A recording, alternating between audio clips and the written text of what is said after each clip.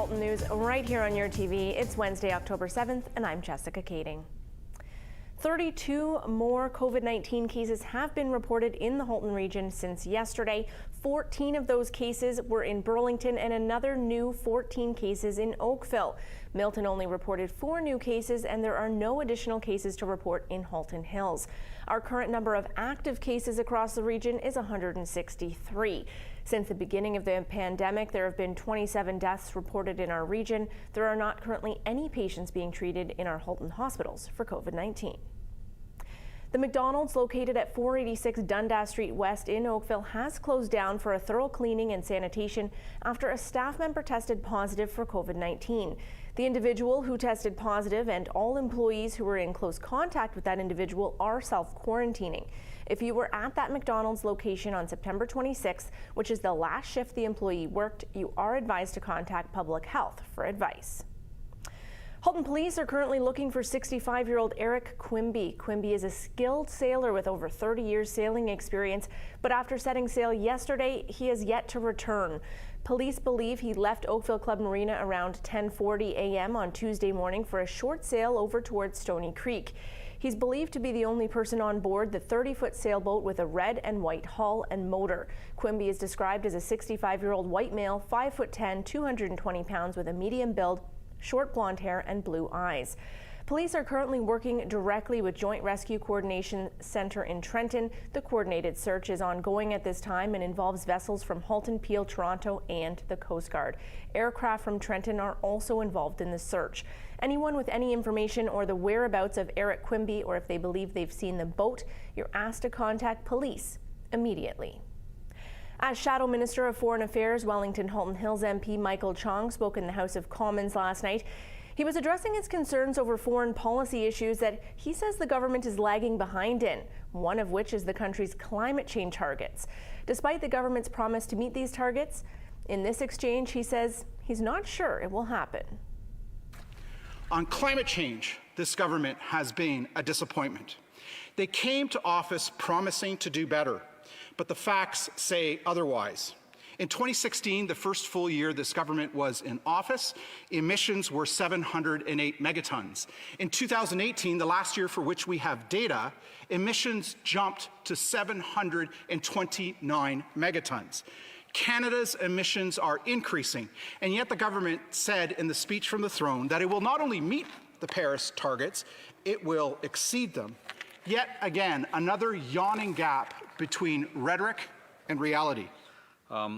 He mentioned he was rather, let's say he was negative on Canada's ability to meet its Paris targets, but I was wondering if he was aware of a report that came out of, I think it was Queen's University this week, that came out of its Institute for Financial Sustainability that concluded that we can reach our targets with about 120 billion in investment, of which half could come from the private sector.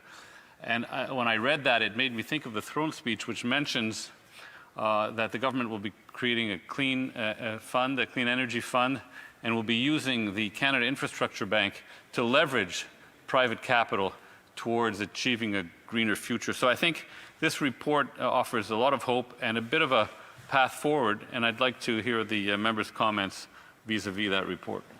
The honourable member for Wellington Halton Hills. Well, I thank the member for his question. Climate change is one of our big foreign policy challenges, and I did read the report that came out of Queen's University. But I would say this, we are a long way from our Paris targets. Our target is 523 megatons, and we have a few 9 short years to reach that target.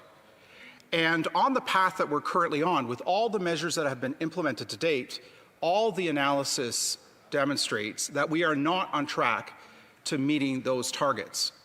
And so I'm skeptical about the rhetoric in the speech from the throne that Canada will not only meet its Paris targets, but in fact exceed them. And so I'll await legislative and other measures that the government brings forward, but the track record doesn't suggest a lot of optimism. Halton Healthcare includes 3 of Halton's hospitals, Oakville Trafalgar Memorial, Milton District, and Georgetown Hospitals. They have been using state-of-the-art digital technology to improve the patient experience and have just been awarded the Top Digital Transformation Award by IT World Canada. All nurses and clinicians in Halton healthcare hospitals have a multifunctional device which grants them access to information and alerts to keep them connected with patients in real time. They are modernizing electronic medical records and using an alarm propagation system to help them keep high-risk patients safe. The president of IT World Canada says that Halton Healthcare's example is raising the bar across the entire industry. Looking towards Thanksgiving, Oakville firefighters were busy spreading the message of fire safety today, but not how you might expect. Nikki Wesley reports. Each year, Oakville Fire hosts more than 3,000 people during their Fire Prevention Week kickoff. This year, unfortunately, it was canceled because of COVID, but they came up with something much more inventive to get their safety message across. Hi, Captain Jason Barrett of Oakville Fire Station number 8. I am the master chef for today, and we are challenging Station 3. We're here to let Station 8 know that we officially accept this laughable and ludicrous challenge of cooking a turkey. You guys are going down.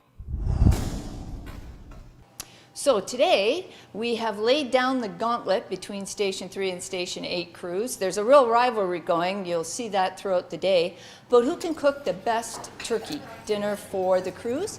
But through the generosity of the crews, they've said that they would like to donate the turkeys. So we are actually afterwards going to be using the meat from the turkeys, preparing sandwiches and donating them to the Salvation Army shelter tomorrow. Here's the turkey that's going to win today's contest. What's that? Oh, your Station 3 is going down. Okay, done deal. Back in the oven with you. While having fun, firefighters also created important public messages around this year's theme, serving up fire safety in the kitchen. The videos highlight several key safety pointers, including keeping children a meter away from the stove and oven, paying attention to your cooking and not getting distracted by guests or phone calls. They also give tips like what you should do if a fire should break out in the oven. There's a fire in the oven and you look through and you notice that. The first thing you should do is shut the oven off, keep the door closed. If the fire does get worse or continues to burn, call 911. Thanksgiving weekend sees more kitchen fires than normal. Captain Jason Barrett shared a memory. I've attended several kitchen fires over my career here, and one that sticks out in my head is a lady at Thanksgiving. I was cooking on the stove top, and she had a grease fire in the pan. And instead of covering the pan with a lid, she carried it over to the kitchen sink, and the grease spilled out onto her arms and severely burned her.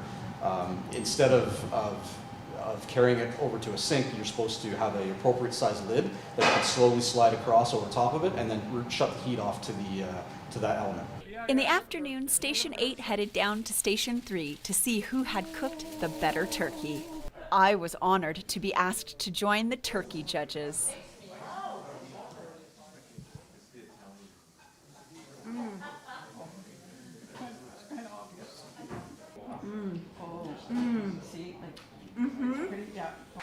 While Station 3 and their bacon-wrapped turkey did win bragging rights this year, Station 8 had the better sides, but the real winners were not only the community for fire safety messaging, but all the food that is being prepared here today is being donated to the Salvation Army. They are the true winners here. Happy Thanksgiving, everyone. We realize that this is an unusual holiday for everyone with the restrictions of COVID, and that there'll be smaller turkeys in the oven and less chairs at the dinner table. But we wish everybody a happy Thanksgiving, be well, and be safe. For more information on fire safety, you can check out their videos on Oakville Fire's Facebook account or go to oakville.ca. Reporting for Halton News, I'm a thankful and very full Nikki Wesley. Happy Thanksgiving!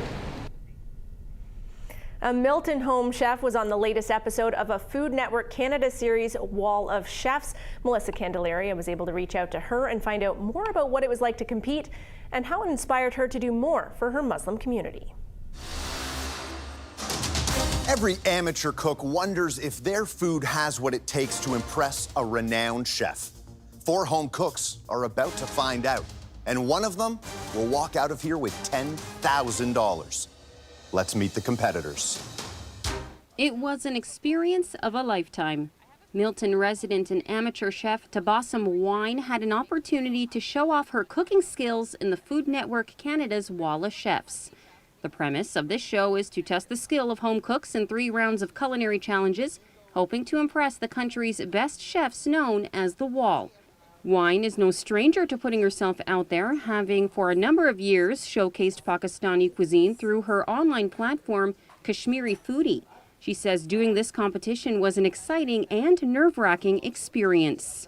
Being in front of 12 culinary icons, it added a lot of pressure, but I'm really proud of myself for putting myself out there. And I really think representation is important, because I feel that if we don't see ourselves in a certain role, then we never really take a chance on it. We never really apply for it. Like, I've never seen a visible Muslim woman on Food Network Canada, so that really pushed me to apply. And I want other girls, not just younger girls the same age as me, I want them to push boundaries and go for it and believe in themselves, because there's not anything that we can't do.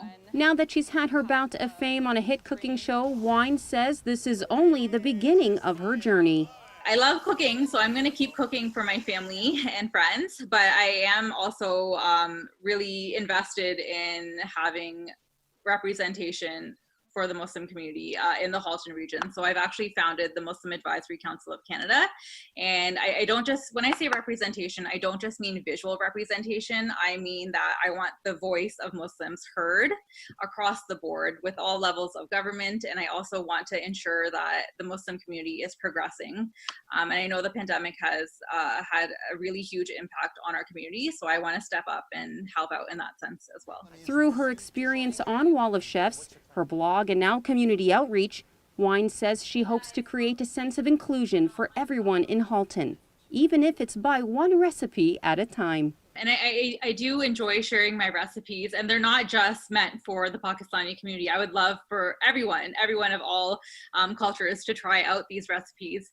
With the Muslim Advisory Council of Canada, I would like to mention that while we want to represent Muslims in Halton, I also think it's important to have community involvement as well with that, not just us, with other Muslim organizations as well. And I do think with that too, we are going to be doing a lot of outreach within the community in order to have the Muslim voice heard, because I think a lot of the times, while it's not intentional, but if we don't have a seat at the table per se, our voices and our needs might not be met, right? So that's why I really started this organization, to ensure that the needs of my community are met. And I'm really excited to get working. It's a cashew mint chutney. If you were to plate this, Reporting for Halton News, I'm Melissa Candelaria. with your curry, that would season this whole thing, but good job. Thank you so much. The Burlington Downtown Business Association asked council to end free parking in December. They say it's not helping business after all. Mayor Marianne Mead Ward, who helped implement the program, joins us for comment. So we have had free parking for the month of December in downtown Burlington. That was one of the initiatives that I worked very hard for as a councillor when I represented that area and sat on the Downtown Business Association and the Downtown Parking Committee. We brought it in at the request of businesses, and now we are calling an end to the program also at the request of businesses. Over time, there's been a lot of, let's say, abuse of the program, people who perhaps work downtown taking up those spaces, so not seeing the turnover. So customers and businesses were saying that people were actually having a harder time with free parking finding a space, and that was kind of the opposite of what we were aiming for. We wanted to make it easy and seamless. Since we launched free parking, there's also been the development of the Honk mobile app. If you don't already have it on your phone, put it there, because you can dial in your parking, pay for parking, top it up if you're running late. I use it. It's very easy. We also put little sensors underneath every parking spot in the downtown, so we could track the usage. But more importantly, that's connected to our signage. So if you pull into a lot, before you even pull in, you will see whether there are spaces available, and it will direct you to where there are other spots available. So a whole bunch has changed since we brought in free parking to make it easy and seamless. And at the request of businesses, we are ending the free P program as of this December. Today, Prabmeet Sarkaria, Associate Minister of Small Business and Red Tape Reduction, announced Ontario's Main Street Recovery Plan and intends to introduce Main Street Recovery Act. Oakville North Burlington MPP Effie Triantafilopoulos explains. Yes, we also had a big announcement this week with the Small Business Minister, Prab Zakaria, who introduced new legislation in the legislature called the Main Street Recovery Act. And that focuses for small businesses to get additional relief. And it includes things, it's about a $60 million grant. And it includes things like a one-time grant of up to $1,000 per business so that they may actually be able to apply to get supplies and masks, additional PPE they might otherwise not be able to afford, to be able to help them with the kind of sanitation and safety measures they'd want to take in their businesses. And in order for the business to be qualified, you have to have a minimum of 2 to a maximum of 9 employees. There's also something called the COVID Recovery Network, and that is a link that allows for small businesses to actually right across the province be able to access advice and information, both in terms of what local, provincial, and federal programs might be available to assist them, and digital Main Street squads. And that also is something that's an online tool, and mental health supports as well for these small business owners. And there's a small business recovery webpage, and it's sort of a single window access. So you're able to get information on the supports going through this one particular portal. As you know, so many of our businesses are actually having a real struggle to be able to survive during this COVID pandemic. And so many livelihoods hang in the balance. So as a result, there are a lot of small business owners who have their own additional mental health and stressful situations to deal with. So all of these supports are to be able to provide some measure of relief. Earlier this week, I asked the Premier in the legislature a question around small business, and he made a point of being able to say that there's a few bad actors that perhaps are making the case worse for others, but that we have to very, very much be there to support our small business and not allow a few bad actors to actually penalize the general business community that in fact have been taking all of the precautions and measures they've been taking and really doing an excellent job of it. So we don't want to be able to be punitive to small business owners at a time when they're struggling and yet are trying to do so well to kind of keep their business afloat.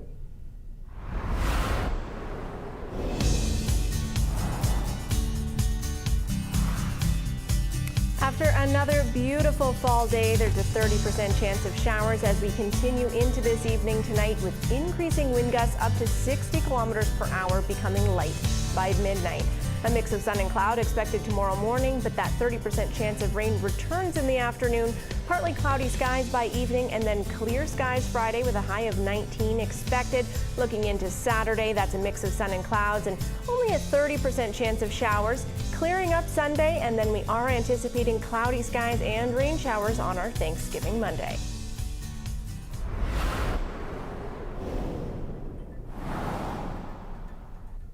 It's your last chance to register for the Flamborough Chamber of Commerce annual general meeting taking place Thursday, October 8th at 1:30 p.m. You can attend from the comfort of your home or office, as it is taking place online via Zoom. You do need to register beforehand, though, in order to participate. To do so, please visit flamboroughchamber.ca. And now we'll look to how some of Halton's top companies performed on the markets today.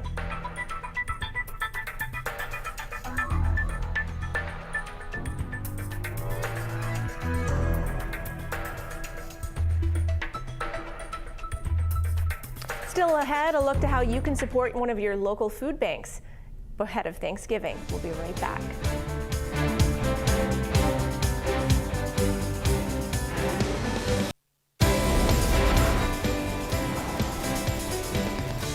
Welcome back to Halton News. There are many ways to support the Burlington Food Bank, whether with monetary donation, non-perishable food items, or volunteering. For today's update, I'll turn it over to their Executive Director, Robin Bailey. I'm Bailey, the Executive Director of the Burlington Food Bank. I'm here with Marie from La Creme de la Creme Creamery. Marie and Stephen own La Creme de la Creme. Stephen can't be with us because they're actually opening their new store down on Locke Street in Hamilton. They came by today.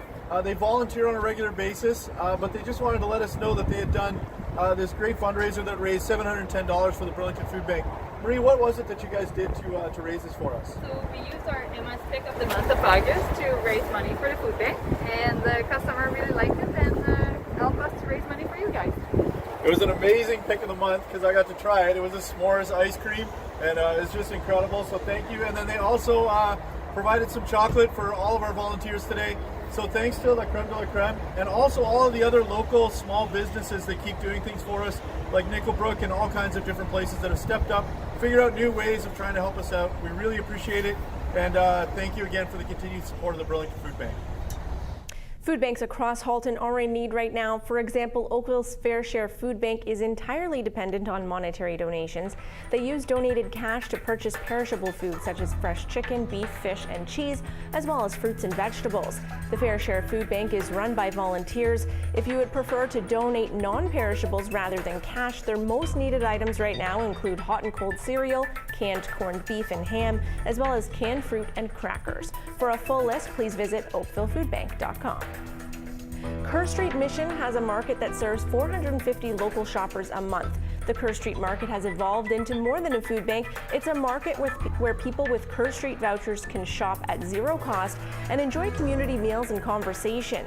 In order to provide fresh, nutritious food, they are also reliant on donations. For more information, please visit kerrstreet.com/KERR Street Market.